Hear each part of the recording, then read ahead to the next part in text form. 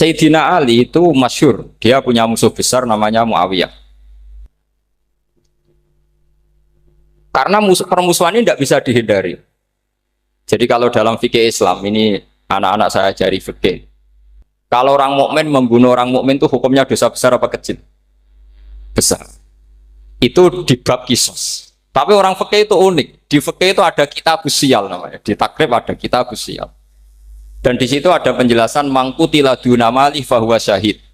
Orang yang dibunuh karena membela hartanya atau keluarganya, itu dia mati syahid. Kalau dia posisi membunuh, maka malingnya atau penjahatnya muhaddarun damu. Nggak punya hak nuntut kisos karena dia anggap nggak ada artinya darah. Nah sekarang begini, suatu saat ada garong ke rumah Anda, ingin membunuh Anda karena ingin mengambil harta Anda. Anda ingin ingat status mukminnya atau status garongnya. Terus kamu mau dibunuh diam aja. Saya tidak mau membunuh orang mukmin atau membunuh orang muslim.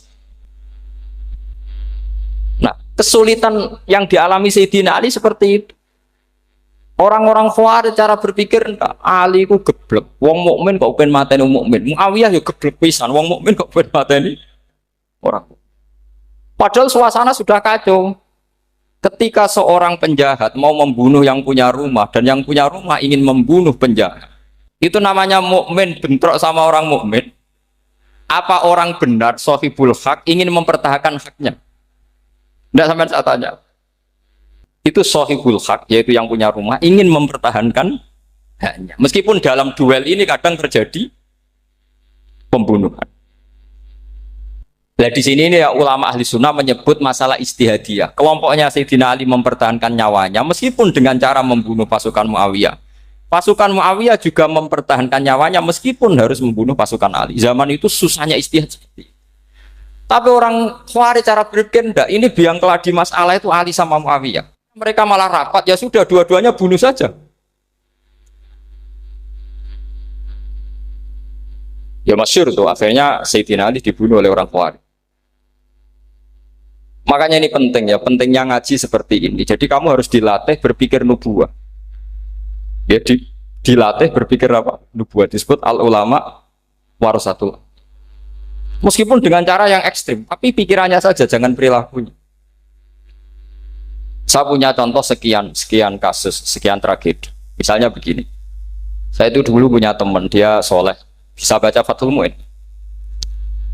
Dia itu janggal. Bilang sama saya, Gus, tidak biasanya Rasulullah itu agak-agak nyindir orang fakir. Ini kok ada hadis kadal fakru ayakuna kufrun, bahwa kefakiran itu mendekati apa? Kekufuran. Dia itu aneh sekali. Biasanya tidak biasanya Rasulullah kritik seperti itu. Walhasil ini singkat cerita, anak ini ngalami satu trauma. Dia itu miskin. Gara-gara miskin gitu jadi buruhnya orang non muslim dan sering disuruh nganter majikannya itu ke tempat-tempat lokalisasi. Dia mulai mikir, ini gara-gara fakir saya harus nganter orang ke lokalisasi. Mulai ingat dia, sedekah Rasulullah, ini gara-gara fakir saya jadi pengantar orang ke lokalisasi. Suatu saat majikannya itu benar-benar bangkrut, malah tidak disuruh nganter, pokoknya carikan yang cantik bawa sini. Pusing. Dia akhirnya walhasil lari terus keluar, terus dia cerita betapa ekstrimnya fakir sehingga gara-gara fakir saya harus jadi penolong orang yang mau apa mak. Anda boleh berpikir ekstrim, tapi ekstrim dalam melawan kemungkaran itu tadi. Saya nggak boleh jadi fakir, tapi takutnya fakir yang nanti jadi alat kemak. Imam Ghazali juga punya contoh seperti itu. Imam Ghazali pernah marah besar ketika tren di Baghdad itu orang belajar fikih semua. Hatta la yakuna thamma tabibun illa min ahli dhimmah, kata beliau. Sampai di Baghdad itu tidak ada dokter kecuali orang kafir dhimmah. Akhirnya kalau ada ulama sakit, saya masih ingat pas kecil, kalau ada ulama sakit itu tidak boleh dibawa ke rumah sakit. Takutnya ketemu dokter muslim, non muslim malah disuntik langsung apa? Mati. Akhirnya ulama saat itu berfatwa, orang Islam harus ada yang jadi dokter. Banyaklah gus-gus yang sekolah ke dokter. Yang masyhur ya seperti Sahal bin Abdul Fattah. Itu dulu putranya Ki Fatah yang menolong Mbah Mahfud saat sembunyi. Saking idolakannya Basal, anaknya dinamakan Sahal, tapi dia jadi dokter spesialis bedah. Begitu seterusnya urusan negara. Dulu itu orang jabat itu tidak boleh, karena jabat itu dekat dengan syubhat, dekat dengan haram. Tapi gara-gara pejabatnya non-muslim, kalau bikin aturan ya ala non-muslim. Ulama akhirnya sadar, andikan kita yang jabat pasti tidak seperti itu. Bisa bikin perda ini, bisa bikin pelaturan begini yang menguntungkan Islam. Nah, jadilah banyak pejabat yang sekarang muslim. Tempat-tempat maksiat diobrak-abrik sama Satpol PP macam-macam. Kita untung. Tapi kalau orang-orang Khawarij pikirannya pokoknya pejabat itu dekat dengan haram, dekat dengan syubhat. Padahal dengan kita jabat bisa bikin perda atau apa yang menguntungkan Islam. Kemudian menjadi masalah baru secara fikih. Ini adik-adik dengerin biar kulino senam fikih. Kalau caleg soleh, misalnya Mas Nadif nyalek, ini tadi tak guyoni, mau jadi bupati ndak, kalau ya mau saya dukung. Jadi misalnya gini ya, Zaid sama Bakar, misalnya Bakar itu orang soleh, mau jadi calon lurah. Dia tahu kalau dia lurahnya kampung lebih baik. Kalau yang jadi ini Zaid, itu kampung itu rusak, karena dia suka dugem, suka macam-macam. Kemudian Zaid ini pasti jadi karena beli suara. Misalnya per kepala itu dibeli 50.000. Bakar ini kalau nggak beli suara, kalah. Padahal dengan kalahnya Bakar artinya kemenangan, kemungkaran. Itu zaman era Fathul Mu'in, muridnya Ibnu Hajar Al-Hitami. Ibnu Hajar muridnya Abu Zakaria Al-Ansori itu fatwa. Yang soleh ini wajib beli suara, bukan boleh, wajib beli suara. Tapi ini namanya tidak nyuap, perlu dicatat, ini namanya tidak nyuap. Jadi tidak bisa kamu kaitkan misalnya ar-rosi wal murtasi benar. Yang nyuap maupun yang menerima suap adalah sama-sama di neraka. Tidak bisa seperti itu. Karena logikanya dibalik. Sekarang Bakar ini beli suara itu untuk membeli kebenaran, untuk mengawal kebenaran. Zaid beli suara untuk menopang kebatilan. Berarti namanya Bakar ini penyuap atau pembeli kebenaran? Pembeli kebenaran. Harus dibedakan. Nah ini pentingnya ulama. Memang nyatanya seperti itu. Yang dikatakan nyuap, riswah itu adalah membayar uang li'ib tolil hakti untuk membatalkan kebenaran atau membenarkan kebatilan. Itu namanya nyuap. Tapi kalau mengeluarkan uang untuk menghakkan barang hak dan membatalkan barang batil, itu namanya uang perjuangan. Nah ini pentingnya mikir. Jadi ulama itu mulai dulu sudah kreatif. Nah sekarang sudah banyak orang-orang khusyuk yang biasa di masjid khusyuk. Kalau ditanya zaman akhir rusak kabeh, wong soleh-soleh wis nyuap. Kalau orang soleh ini tidak nyuap ya tidak jadi. Kalau nggak jadi mereka nggak ada yang jadi DPR, nggak ada partai Islam, habis malah Indonesia. Saya itu punya kenalan banyak pakar-pakar di Jakarta, itu cerita saya Pak Bahar. Indonesia itu solusinya gampang. Kita ini punya Bali, punya Batam. Itu kalau Bali dimakaukan, Batam dikayakan Hollywood. Amerika kaya itu bukan karena hebat. Pornografi dijual, tinju di Nevada itu dijual, di Las Vegas dijual, apa saja dijual. Kok tidak kaya itu gimana? Sementara Indonesia mau aur-auran gitu sukan partai Islam. Sebenarnya Indonesia gampang, kalau ingin kaya Bali itu dikayakan Hollywood atau dikalahkan Makau jadi kota judi. Batam dijadikan kayak Las Vegas. Itu transaksinya pasti triliunan. Orang kamane wong muda dijual, judi dijual, orang tinju dijual. Tapi gara-gara ada partai Islam, nyari rumus solusi ekonomi itu yang tidak seperti itu. Akhirnya kangelan. Akhirnya rapat isu.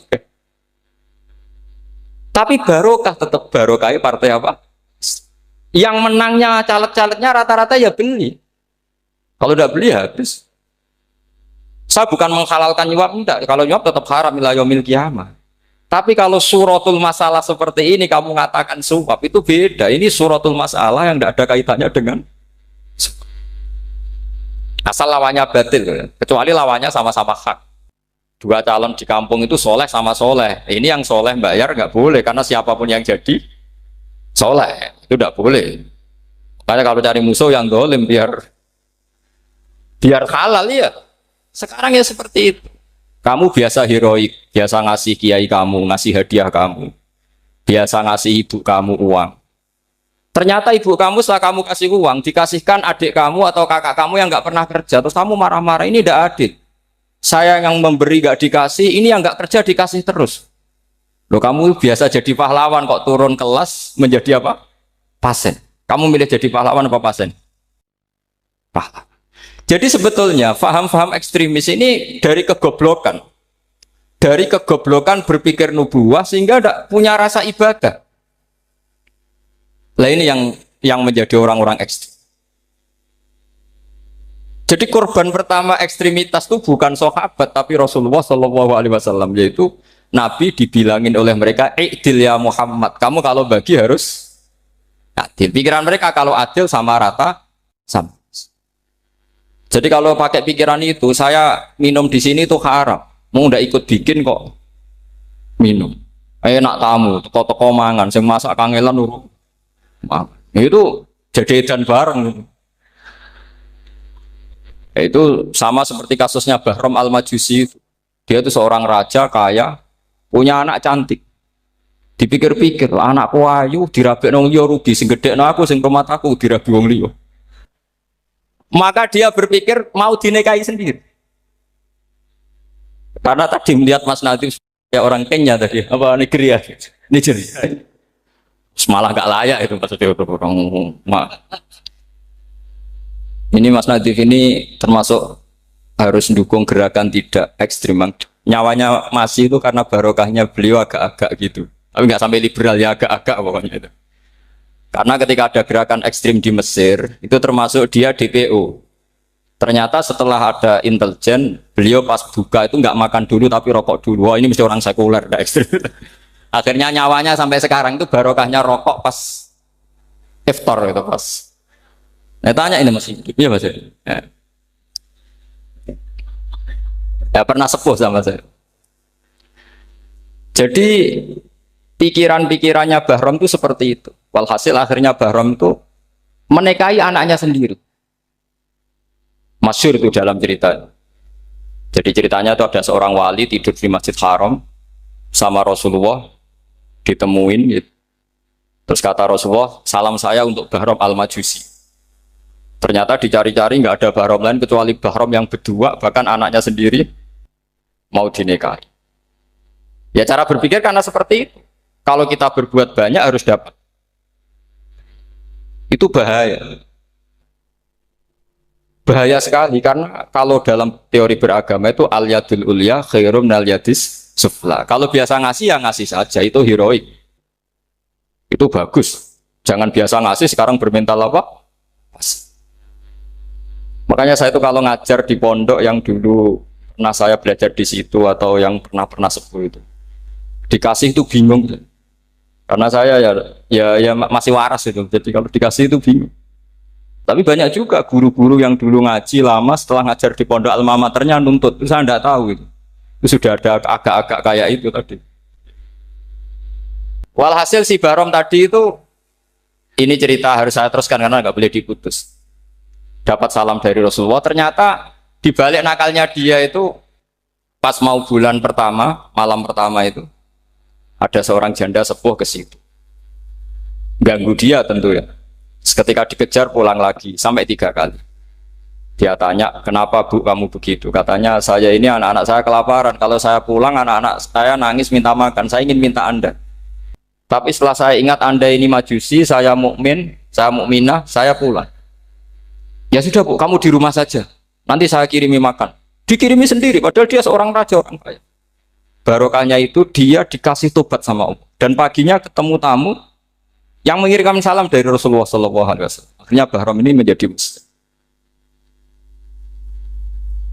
Tapi intinya berpikir seperti tadi itu salah, bahwa kalau saya jasa banyak harus mendapat apa? Ini cara berpikir orang-orang Khawarij. Iya, saya pernah ditanya seorang dosen. Gus, saya ini kalau baca sejarah perang Badar atau perang Uhud, yang saya tidak nerima itu satu. Kenapa setiap ghanimah harta orang kafir dan istrinya orang kafir kok disita orang Islam, dan yang perempuan jadi amat, kemudian juga digauli orang Islam, yang hartanya orang kafir juga jadi asetnya orang Islam, kok kayak garong. Dia tanya seperti itu sama saya. Terus saya jawab, kalau sampean ada garong dan kemudian bawa senpi, senjata api, kemudian garong Anda, penjahat Anda lumpuhkan, ya senpi itu harus Anda kembalikan. Monggo penjahat ini kagungan jenengan beto wangsul. Karena ada milik Anda, harus dikembalikan. Wah, tidak bisa Pak, kalau saya kembalikan pasti dipakai jahat lagi, dipakai kriminal lagi. Ya sama, kalau asetnya orang kafir dikembalikan ke orang kafir akan menjadi aset kekafiran lagi untuk menghancurkan kita. Nah, perempuan juga sama. Perempuan itu alat produksi. Jika perempuan tadi dikembalikan ke orang kafir, maka kamu menolong populasi orang. Ya seperti itu. Paham? Makanya disita dalam perang loh ya, tapi dalam perang yang legal. Nah itulah kenapa amat halal. Makanya di Quran itu illa ala azwajihim aw ma malakat ayman. Paling enggak itu masih ada ulama atau pemikir atau ustadz siapa saja yang bisa memahami logika apa? Nanti kalau ulama ini sudah meninggal, orang akan mencibir Islam dengan cara mengatakan Islam itu jahat, yaitu menyita hartanya orang kafir dan istrinya orang kafir setiap kali terjadi perang. Karena pemikiran ini pasti sama-sama kutubnya, sama-sama ekstrim. Nah ini penting saya katakan. Makanya masyhur itu perdebatan Sayyidina Ali dan Muawiyah. Ini saya kutip sedikit. Ini ya sama-sama berpikir ekstrim, tapi ekstrim yang baik. Walhasil dalam satu kerja bakti di Masjid Kuba, itu ada sahabat namanya Ammar. Ini di depan umum, ini penting. Kalau dalam ilmu hadis di depan umum ini penting karena nanti menjadi mutawatir. Beda dengan hadis yang Nabi ngendikan sama 1-2 sahabat, namanya hadis ahadi. Di depan umum Nabi guyon gini sama Ammar, ya Ammar waihak taktuluka alfiatul baghiyah. Ammar, kamu ini nasib kamu itu agak sial. Karena nanti yang membunuh kamu itu kelompok yang tidak benar. Alfiatul baghiyah itu kelompok yang tidak benar. Itu disaksikan sekian sahabat. Walhasil suatu saat Ammar ini ikut perang dan ikut pasukannya Ali dan terbunuh oleh pasukannya Muawiyah. Seneng Ali. Walhasil Ammar ditemuin sama Ali. Ya Muawiyah, al-ana dhuhara bi anna fi'ati haqqun wa fi'ataka baghiyah. Sekarang kelihatan siapa yang benar. Saya yang benar, kamu yang salah. Kenapa? Karena Ammar kelompokku dan terbunuh oleh kelompok kamu. Padahal kata Rasulullah yang membunuh Ammar adalah kelompok yang salah. Muawiyah pintar sekali, dia jawabnya gini, laula kama kutila Ammar. Ammar terbunuh karena bela-belain kamu. Kalau kamu tidak nyuruh dia perang juga nggak terbunuh kan. Jadi kamu ikut andil terbunuhnya siapa? Ammar. Tapi apa kata Sayyidina Ali? Idzan qatala Rasulullah Hamzah. Kalau teori itu Anda pakai, Rasulullah pun membunuh Hamzah. Sekarang Hamzah perang karena suruhan siapa? Rasulullah. Yang membunuh Hamzah siapa? Wahsy. Kalau teori itu Anda pakai, berarti Rasulullah pun membunuh Hamzah. Terus fasa kata Muawiyah, terus Muawiyah diam. Jadi fikih pun itu diputuskan lewat pikiran ekstrim. Tapi bukan ekstrim yang merugikan orang lain. Ya, kalau merugikan orang lain namanya sudah la dororo wa la diror, dia menyalahi aturan ini. Makanya saya pernah ngaji di sini dulu ketika tahun kemarin. Fikih-fikih Islam itu punya rumus, itu ya gara-gara pikiran ekstrim sebetulnya. Saya pernah nyontohkan adalah orang tuh kalau sholat jenazah itu mayitnya di depan. Itu ulama fikih tidak ada yang punya alasan. Mau hanya bilang gini, hakadha wajadna salafan wa khulafan. Mulai dulu kalau nyolati mayit ya jenazahnya di depan. Ya hanya gitu saja, tidak punya alasan. Makanya ulama lain mengatakan tidak apa-apa jenazah di belakang, yang sholat di depan. Kenapa? Fa innaha laysat bimanzilatil imam. Memangnya jenazah imam kok harus di depan? Itu ya tidak ada yang bisa bantah. Bagaimana mungkin harus di depan? Oh, enggak, imam kok harus. Yang harus di depan itu imam. Jenazah itu imam apa enggak? Enggak. Terus alasan kedua, sholat ghaib. Kalau ada orang mati di Surabaya, Mas Nadib di sini, sholat ghaib boleh enggak? Boleh. Jenazahnya di depan apa belakang? Di belakang kan? Berarti harus nggak jenazah di depan? Ya dia mau ngakeh yang jelas kalau itu. Lah ini contoh-contoh kecil. Nah orang Khawarij itu orang yang paling tidak mau menerima otak adik seperti itu. Akhirnya jadi goblok bareng tadi. Ya makanya Rasulullah pun jadi korbannya Khawarij. Muhammad kamu harus adil. Karena pikiran mereka adil itu yang memberi banyak ya dapat banyak. Kalau pikiran nubuah tidak seperti itu. Kalau yang biasa memberi, biasa heroik, biasa baik ya biar tetap biasa memberi. Jangan dilatih jadi apa? Fase. Ini mungkin adik-adik juga agak keberatan, tapi harus dilatih. Makanya saya itu jadi kiai itu ya mulai kecil anaknya kiai butuh kiai. Saya itu ya mulang tuh senang. Saya tidak pernah terlintas dikasih santri atau dihormati ya enggak. Mungkin sampai mati agak terlintas. Ya pikiran saya sederhana. Biasa mulang pahlawan malah sekarang pasien itu malah kayak cemen, kayak turun kelas itu. Jadi saya terus ya enggak kepikiran sama sekali. Loh kalau saya minta sama Allah karena itu atasan saya. Makanya ada ulama yang ekstrem gini, ini kisah nyata. Ada ulama alim datang ke seorang raja. Rajanya ini soleh padahal. Ternyata pas raja itu berdoa, ya Allah saya kasih ini, kasih ini. Padahal ulama tadi itu mau mengajukan proposal. Mau minta apa gitu. Terus dia pulang ketika ditanya, Pak Kiai kenapa pulang? Ternyata raja itu minta zat yang sama yang saya mintai. Kalau raja saja masih minta, ngapain saya minta raja? Saya akan minta zat yang dimintai raja. Terus pulang dia. Wah, itu ya pikiran ekstrim, tapi bagus ekstrimnya. Saya akan minta zat yang dimintai raja. Kalau sampean kan enggak, uteke saya les, sholat dinteni, tetap jalo. Oh, orang mikir seperti itu. Memang salah didik, salah itu tadi. Nah, ini harus dilatih. Masyhur itu ketika Nabi pas Fathu Makkah itu, orang-orang Ansor ngomentari Nabi gini, ketika Nabi sangat happy di Mekah, sangat enjoy di Mekah, kata orang-orang Ansor, Amar rojul adroka durok fatun fi ahli wa ulfatun fi asyiroti. Namanya orang pasti happy kalau di kampung halaman. Jangan-jangan Rasulullah itu nanti hidup di Mekah lagi, karena Mekah sudah dikuasai orang Islam. Beliau pasti kangen sama keluarga, sama Mekah. Tapi ya sama, ketika Rasulullah mulai ngasih itu, orang-orang Quraisy dikasih banyak, orang Ansor juga pikirannya seperti itu. Baru orang Ansor dilatih pikiran nubuwah, yaitu tadi. Mereka itu dapat kambing, dapat sapi, terus pulang. Kamu mendapat saya, milih mana? Milih Rasulullah Shallallahu Alaihi Wasallam. Sekarang kamu saya balik. Kamu punya kiai, kamu bisa memberi hadiah, memberi beliau. Suatu saat kiai Anda ini kaya raya, terus sering ngasih orang-orang yang nggak pernah berjasa. Kamu nggak pernah dikasih. Itu kalau pakai pikiran Khawarij, kiai ini salah karena ngasih orang yang tidak berjasa.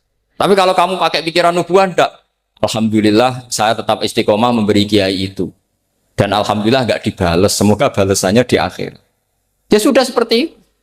Kalau pakai pikiran gengsi tadi seperti itu. Masa biasa memberi sekarang posisi diberi, saya rak turun kelas. Jadi sebetulnya pikiran ekstrim itu boleh, tapi untuk yang seperti ini bukan ekstrim yang tadi. Makanya ini disebut al-hujjat. Al-hujjat itu satu logika yang bisa mematahkan asumsi awal. Ini saya harap santri-santri matolek putra maupun putri berpikir seperti ini. Sehingga sama. Jadi misalnya sekarang dibalik. Kalau ada orang NTT yang masih non-muslim, itu orang kafir yang harus dibunuh atau orang kafir yang harus didakwai. Mesti pikirannya itu, kalau Nabi itu ya semua yang didakwai Nabi dulu orang kafir. Nah, ketika Nabi di Mekah itu pertama ketemu orang kafir itu dibunuh atau didakwai? Didakwai. Ya berarti pilihan sekarang ya didakwai bukan dibunuh.